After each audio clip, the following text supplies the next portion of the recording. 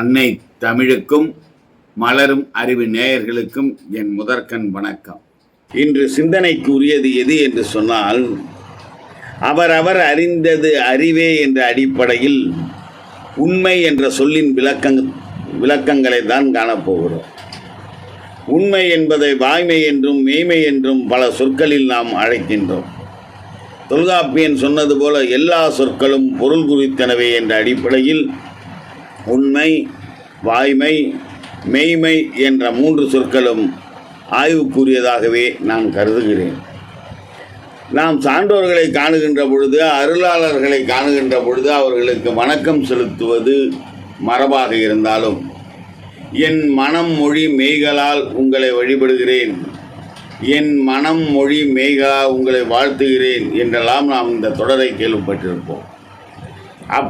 அப்பொழுது மனம், மொழி, மெய், உண்மை, வாய்மை, மெய்மை என்று சொல்லுகின்ற இந்த 3 சொற்களும் அந்த 3 சொற்களோடு நெருங்கிய தொடர்புடையது என்பதை நாம் உணர வேண்டும்.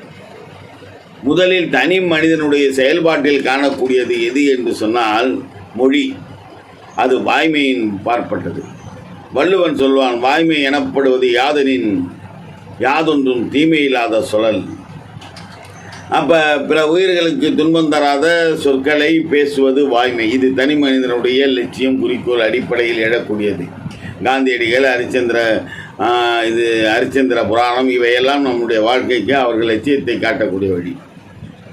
மெய்மை என்பது, மெய் என்றால் உடலுடைய செயல்பாடுகளை வைத்து உருவாகக்கூடியது. பிறருடைய சிறு குழந்தையாக இருக்கும்போது பிறருடைய பேனா பென்சிலை திருடுவது அல்லது பிறருக்கு துன்பம் தரக்கூடிய சிறு சிறு விளையாட்டுகளை செய்வது, இதெல்லாம் அந்த மெய்மையின் பார்ப்போம்.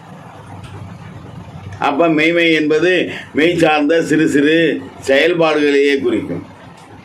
அப்போ வாய்மையும் மெய்மையும் தனிப்பட்ட மனிதனுடைய லட்சிய உணர்வுகளின் பார்ப்பட்டு செயல்படக்கூடிய தன்மையுடையது. ஆனால் உண்மை என்பது ஏதோ ஒரு நிகழ்ச்சி நடைபெறுகிறது என்று சொன்னால் அந்த நிகழ்ச்சியினுடைய தன்மையை உள்ளபடியே கூறுவது தான் உண்மை. இது சமுதாயம் சார்ந்தது, தனி மனிதனையும் சார்ந்தது. சமுதாயத்திற்கு நன்மை தரக்கூடிய செயல்கள் நடக்கின்ற பொழுது அதற்கு விளக்கம் தருகின்ற விதமாக அமைவது தான் உண்மை. எந்த நிகழ்வுகள் நடந்தாலும் அந்த நிகழ்வுகளை அப்படியே சொல்வதற்கு உண்மை என்று பொருள். அப்போ உண்மை என்பது மனிதன் தன் மனத்திலே நிர்ணயம் செய்யக்கூடிய ஒரு செயல் செயல்படுகிறது. அந்த நிகழ்வை நாம் அப்படியே சொல்லலாமா அல்லது கூட குறைத்து சொல்லலாமா அல்லது மாற்றி சொல்லலாமா என்பது அவனுடைய மனம் தீர்மானிப்பது. எனவே அதுவே உண்மை என்று சொல்லப்படும். ஆனால் உண்மை என்பது எந்த காலத்திலும் மாறாது என்பதுதான் உண்மை. ஒரு விதையை விதைக்கின்றோம். கீரை, சிறுதானியங்கள், பனை, தென்னை இவற்றை விதைத்தாலும் கூட பூமியில் அதனுடைய காலத்திற்கு ஏற்றவாறு அது முளைவிட்டு பயிராகும்.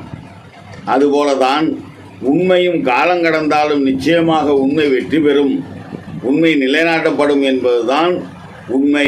இதைத்தான் நமக்கு புராணங்களும் இதிகாசங்களும் வேதங்களும் அறிவுறுத்துகின்றன. உண்மையை அழிக்கவே முடியாது என்பதுதான் உண்மை. ஒரு கிராமத்திலே கணவன் மனைவி இருவரும் இன்பமாக வாழ்ந்து கொண்டிருந்தார்கள். கருத்து வேறுபாட்டின் காரணமாக கணவன் ஆண் ஆதிக்கத்தின் அடிப்படையில் அருவாளை எடுத்துக்கொண்டு அவளை துரத்தி கொண்டு சென்றான். அவள் கரும்பு தோட்டத்துக்குள்ளே போய் பதுங்கி விடுகிறாள். இருந்தாலும் இவன் துரத்தி சென்று தான் இருந்த வேகத்தில் அந்த அருவாளால் அவளை வெட்டுகிறான். இறந்தும் போகிறாள். ஆனால் இறக்கின்ற பொழுது அவள் சொல்கிறாள், என்னை யாரும் இல்லை என்று நினைக்காத, மேலே பார், இந்த சந்திரனே உன்னை காட்டி கொடுப்பான் என்று சொல்லி இறந்து விடுகிறாள். உடனே அவன் அந்த கொலையிலேயே புதைத்து வந்து ஊர் முழுவதும் தன் மனைவி ஓடிவிட்டாள் என்ற கட்டுக்கதையை அவிழ்த்து விடுகிறான். காலங்கள் ஓடுகின்றன, காட்சிகள் மாறுகின்றன. அந்த ஆண்மகன் திரும்ப ஒரு திருமணம் செய்து கொள்கிறான்.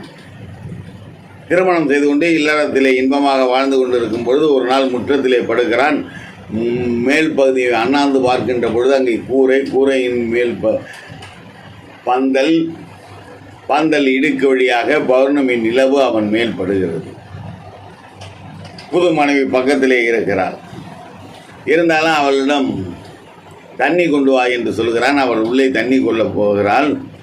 அந்த நேரத்தில் இந்த நிலவு ஒளியை பார்த்து அவன் முதல் மனைவி பேசியது இவன் நினைவுக்கு வருகிறது.